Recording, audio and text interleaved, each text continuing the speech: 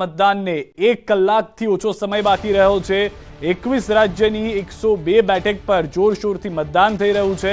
3 વાગ્યા સુધીમાં અરુણાચલ પ્રદેશમાં 55.58% મતદાન, આસામમાં 60.70%, બિહારમાં 40% મતદાન, છત્તીસગઢમાં 58.14% મતદાન, જમ્મુ કાશ્મીરમાં 57% મતદાન થયું, રાજસ્થાનમાં 41.51% મતદાન થયું, સિક્કિમમાં 52.72% મતદાન થયું, તમિલનાડુમાં 51.18% મતદાન થયું, ત્રિપુરામાં 68.35% મતદાન થયું, ઉત્તર પ્રદેશમાં 47.44% મતદાન, ઉત્તરાખંડમાં 45.62% મતદાન, પશ્ચિમ બંગાળમાં 66.34% મતદાન, મધ્યપ્રદેશમાં 53.40% મતદાન, મહારાષ્ટ્રમાં 44.12% મતદાન, મણિપુરમાં 63.03% મતદાન, મેઘાલયમાં 62%, મિઝોરમમાં 50%, નાગાલેન્ડમાં 54%, પોંડિચેરીમાં 59% મતદાન થયું છે। 8 થી વધુ કેન્દ્રીય મંત્રીઓના ભાવિ ઈવીએમમાં સીલ ટૂંક સમયની અંદર થઈ જશે। જે મતદાન છે તેના હવે અંતિમ સમય જે છે તે બાકી છે। પહેલા ફેઝના પહેલા તબક્કાના મતદાનની શરૂઆત આજ સવારથી થઈ। ધામધૂમથી ઉજવણીનો માહોલ, લોકશાહીના પર્વની ઉજવણી થવાની શરૂઆત થઈ હતી। આ તમામની વચ્ચે બપોરના સમયમાં ગરમી વધુ હોવાને કારણે મતદાન ઘટ્યું હતું। હજી પણ જે આંકડાઓ છે તે વધતા જોવા મળશે, કારણ કે આ અંદાજિત 3 થી 4 વાગ્યા સુધીના આંકડા છે। મતદાન પૂર્ણ થાય ત્યાં સુધીના આ આંકડાઓ બદલાઈ જશે। ઉત્સાહ સાથે મતદાનના દ્રશ્યો રજનીકાંત દથાલા જેઓએ પણ મતદાન કર્યું, ત્યારબાદ પૂર્વ મુખ્યમંત્રી મધ્યપ્રદેશના કોંગ્રેસના કમલનાથ જેઓ મતદાન કરવા પહોંચ્યા હતા, મોહન ભાગવત, એમ.કે. સ્ટાલિન, કમલ હસન, તમામ દિગ્ગજ હસ્તીઓ, મોટી હસ્તીઓ પહોંચી હતી મતદાન કરવા માટે। લોકોને મતદાન કરવા માટે અપીલ પણ કરવામાં આવી હતી। ભલે આપ કોઈ પણ પાર્ટી, કોઈ પણ નેતાને સમર્થન કરતા હો, પરંતુ ચોક્કસથી મતદાન કરો તે માટેના પ્રયાસ કરવામાં આવ્યા। કેન્દ્રીય મંત્રીઓ મેદાને પહેલા તબક્કામાં છે। નીતિન ગડકરી નાગપુરથી, ભૂપેન્દ્ર યાદવ અલવર રાજસ્થાનથી, કિરણ રિજિજુ અરુણાચલ પશ્ચિમથી અને અર્જુન રામ મેઘવાલ આ તરફ, સર્વાનંદ સોનેવાલ, સંજીવ બાલિયાન, જીતેન્દ્રસિંહ, નિશિત પ્રમાણી કે જેઓ અલગ અલગ બેઠક પરથી પોતાના કાર્યો જે કર્યા છે તેને લઈને પ્રચારમાં હતા। કેન્દ્રીય મંત્રીઓમાં વધુ એક નામ તમિલનાડુથી કે તેઓનો પણ ઈવીએમમાં સીલ થઈ રહ્યું છે। જે નિર્ણય છે તેને લઈને આ દિગ્ગજો જે છે તેને પણ આપ જાણતા જ હશો, જે ચિરાગ પાસવાન, ગૌરવ ગોગોઈ, નકુલનાથ અને બિપ્લવ કુમાર દેવ કે જેઓએ પણ પોતાના મત વિસ્તારની અંદર જોરશોરથી પ્રચાર કર્યો હતો। મતદારોએ શું નિર્ણય કર્યો છે તે તમામ લોકોને 4 જૂને ખબર પડી જશે। આપ લોકો પણ સૌથી ઝડપી પરિણામ 4 જૂને આપની ચેનલ ન્યૂઝ 18 ગુજરાતી પર સવારથી જ જોઈ શકશો। હાલમાં આ તમામ દિગ્ગજો, કોંગ્રેસના નેતાઓ, તમિલનાડુના મુખ્યમંત્રી સર્વાનંદ સોનેવાલ સહિતના તમામ દિગ્ગજોએ મતદાન કર્યું છે। અનેક લોકોને હજી પણ અપીલ કરવામાં આવી રહી છે કે તેઓને વિસ્તારમાંથી બહાર આવીને મતદાન કરવા જાય।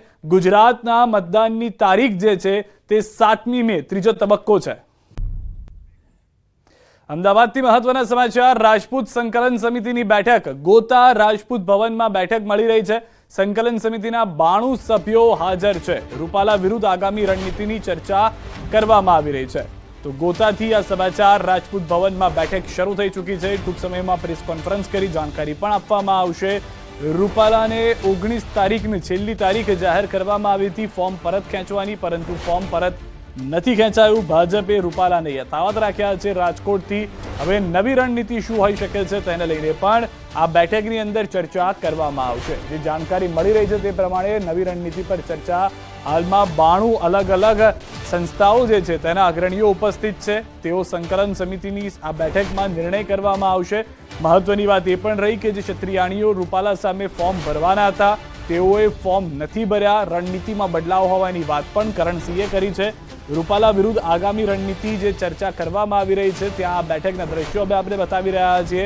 મોટી સંખ્યામાં ક્ષત્રિય સમાજ એકઠો થયો છે। કેટલીક બહેનોએ રાજકોટમાં આજે પરેશ ધાનાણીને રાખડી પણ બાંધી હતી અને સમર્થન પણ જાહેર કર્યું હતું કોંગ્રેસના ઉમેદવાર પરેશ ધાનાણીને। કહ્યું હતું કે ભલે રાજકોટથી પરેશ ધાનાણી કોંગ્રેસ તરફથી લડી રહ્યા હોય, પરંતુ તેવું સમજીને અમે ચાલી રહ્યા છે કે તેઓ ક્ષત્રિય તરફથી લડી રહ્યા છે।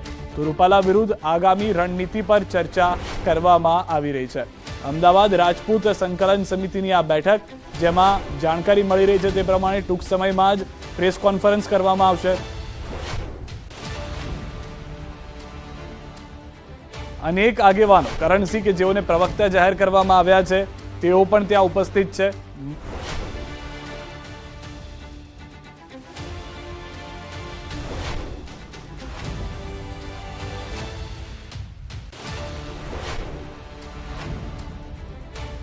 તો સંકલન સમિતિના 92 સભ્યો હાજર। સૌથી વધારે મહત્વની વાત જે હાલમાં જાણકારી મળી રહી છે કે નવી રણનીતિ સાથે ક્ષત્રિય સમાજ મેદાનમાં આવશે। આ નવી રણનીતિ કઈ રીતે અસરકારક રહેશે ક્ષત્રિય સમાજની જે માંગ છે તેને લઈને, કારણ કે અનેક નિવેદનો ક્ષત્રિય સમાજના સંકલન સમિતિના જે નેતાઓ હતા તેમના તરફથી આવ્યા। કેટલાક નેતાઓએ કહ્યું કે હવે અમે સંકલન સમિતિ સાથે નથી, કેટલાક નેતાઓએ કહ્યું કે હવે એક નવી રણનીતિ છે।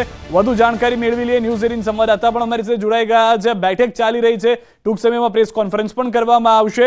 મૌલિક, સૌથી વધારે મહત્વની વાત, કેટલા સમયથી આ બેઠક ચાલી રહી છે, ક્યાં સુધી ચાલશે, પ્રેસ કોન્ફરન્સની પણ જાણકારી આપવામાં આવી રહી છે। શું મહત્વના મુદ્દાઓ જેના પર ચર્ચા હાલમાં થતી હોય તેવું લાગી રહ્યું છે?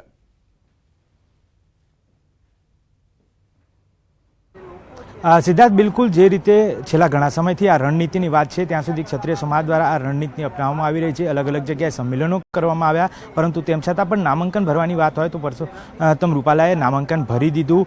પરત ખેંચવાનો આજે છેલ્લો દિવસ છે ત્યારે પણ તેમને પરત નથી ખેંચ્યું। એટલે ક્યાંક ને ક્યાંક ભાજપનું સ્પષ્ટપણે માનવું છે કે તે પુરુષોત્તમ રૂપાલા જ છે, તેમને જ ઉમેદવાર માનવામાં આવશે। અને ત્યારબાદ નવી નવી રણનીતિ જે છે તે અલગ અલગ સમાજના આગેવાનો જે છે તે અહીંયા ભેગા મળી અને બનાવી રહ્યા છે। અત્યારે હાલ મિટિંગની વાત કરીએ તો જે રાજપૂત ભવન જે છે ગોતા ખાતે આવેલું, ત્યાં આગળ પહેલા માળે આ મીટિંગ જે છે તે ચાલી રહી છે। હું દ્રશ્યો બતાવવા માંગીશ કે અત્યારે હાલ પણ આ પહેલા માળે જે મીટિંગ જે છે તેમાં અલગ અલગ 92 જેટલા સમાજના આગેવાનો જે છે તે એકત્ર થયા છે। સાથે સાથે સંકલન સમિતિ જે છે તે સંકલન સમિતિના સભ્યો પણ અહીંયા મિટિંગમાં એકત્રિત છે। મતાંતર જે છે તે અલગ જોવા મળી રહ્યો છે, ક્યાંક ને ક્યાંક વિખૂટા પડ્યા હોય તેવું ચોક્કસથી લાગી રહ્યું છે, પરંતુ મુખ્ય માંગ જે છે તે તેમની અડગ છે અને તે માંગ હતી પરસોત્તમ રૂપાલાની જગ્યાએ અન્ય કોઈને ઉમેદવાર બનાવવામાં આવે। પરંતુ આ જો શક્ય ન બન્યું તો હવે પછીની રણનીતિ કેવા પ્રકારની રહેશે તેના માટેની આ મીટિંગ મળી હતી। માનવામાં આવી રહ્યું છે કે આવનારા દિવસોમાં તેઓની જે માંગ હતી તે પૂર્ણ ન થતાં હવે પછી અલગ અલગ જગ્યાએ ઉમેદવારો ઊભા રાખવાની વાત હોય તો તેને લઈ ચર્ચા વિચારણા કરવામાં આવી રહી છે। સાથે સાથે કોને ઊભા રાખવા તે બાબતની પણ ચર્ચા વિચારણા કરવામાં આવી હોઈ શકે છે। બીજી અત્યારે હાલ જે મીટિંગ ચાલુ છે તેમાં એક મતાંતર એવો પણ છે કે તે ભાજપ વિરોધી મતદાન કરવું કે કેમ, આ તમામ બાબતોને લઈ ચર્ચા વિચારણાઓ જે છે તે અત્યારે હાલ ચાલી રહી છે। 6:30 ની આસપાસ એક પ્રેસ કોન્ફરન્સ કરવામાં આવશે। સંકલન સમિતિ દ્વારા આ પ્રેસ કોન્ફરન્સ હાથ ધરવામાં આવશે અને તેમાં સ્પષ્ટતા કરવામાં આવશે કે ખરેખર આવનારા સમયમાં કેવા પ્રકારની રણનીતિ બનાવવામાં આવી છે। બીજેપીને હરાવવા માટેની આ રણનીતિ બનાવવામાં આવી છે કે પછી પોતાનો અલગથી પક્ષ ઊભો રાખી અને ક્ષત્રિય સમાજના વોટિંગ મેળવવા માટેની આ રણનીતિ છે। આભાર મૌલિક, સમગ્ર માહિતી બદલ। તો હાલમાં જે રીતે જણાવવામાં આવી રહ્યું છે બેઠકની શરૂઆત થઈ છે, થોડા સમયની અંદર જ પ્રેસ કોન્ફરન્સ કરી જાણકારી પણ આપવામાં આવશે, પરંતુ નવી રણનીતિ શું હોઈ શકે છે તે સૌથી મહત્વનો મુદ્દો, તે સૌથી મોટો મુદ્દો હાલમાં આ બેઠકની અંદર જોવા મળી રહ્યો છે। ચૂંટણી અંગે રાજકોટથી મોટા સમાચાર। રૂપાલાના વિરોધમાં નહીં ભરે ક્ષત્રિયાણીઓ, ક્ષત્રિય મહિલાઓ છે તે ફોર્મ। ક્ષત્રિયાણીઓએ મહત્વનો નિર્ણય કર્યો છે, ક્ષત્રિય સમાજની મહિલાઓ નહીં ભરે ફોર્મ। ક્ષત્રિય સમાજના આગેવાન હેતલબા વાઘેલાનું નિવેદન, તેમણે કહ્યું કે સંમેલન બાદ અમે 200થી વધુ ફોર્મ ઉપાડ્યા હતા, પરંતુ પરેશભાઈની ચૂંટણી લડવાની વાત બાદ અમે અપક્ષ ઉમેદવારી નહીં નોંધાવીએ।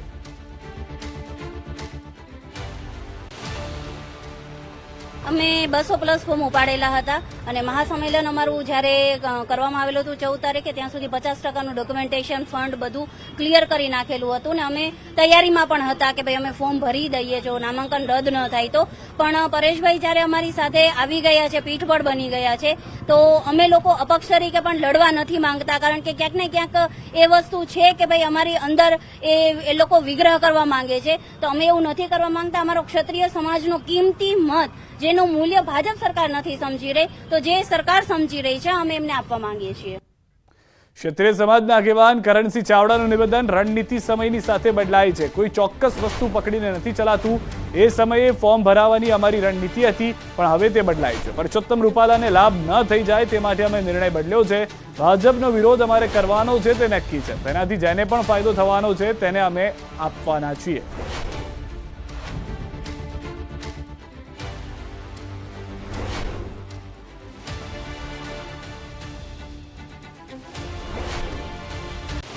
જો આમાં કોઈ પણ યુદ્ધ હોય, કોઈ પણ આંદોલન હોય તો એમાં રણનીતિ હોય અને રણનીતિ એ સમયની સાથે બદલાતી હોય। કારણ કે કોઈ ચોક્કસ વસ્તુ પકડી રાખવામાં આવતી નથી. તો એ વખતે અમારી રણનીતિ હતી કે ભાઈ આપણે ફોર્મ ભરાવો, પણ હવે અમને એવું લાગે છે કે એના કરતાં ભાજપના વિરુદ્ધમાં જે પણ મૂવમેન્ટ થતી હોય, હું કોઈ પક્ષનું નામ દેવા માગતો નથી, કોઈ વ્યક્તિનું નામ દેવા માગતો નથી, પણ અમારા ભાજપનો વિરોધ અમારે કરવાનો છે, નક્કી જ છે. પુરુષોત્તમભાઈ રૂપાલાને લાભ ન થઈ જાય એટલા માટે રણનીતિના ભાગરૂપે અમે પહેલાં જે નક્કી કર્યું હતું એ પાછું અમારા આગેવાનો કોર કમિટી જોડે ચર્ચા થઈ તો એમને એવું કહ્યું કે ભાઈ આપણે આ ફોર્મ ભરાતા નથી. તો બાય ડિફોલ્ટ ભાજપની સામે જે હોય એને એ ફાયદો થતો હોય એને થાય, એમાં કંઈ નવાઈની વાત નથી.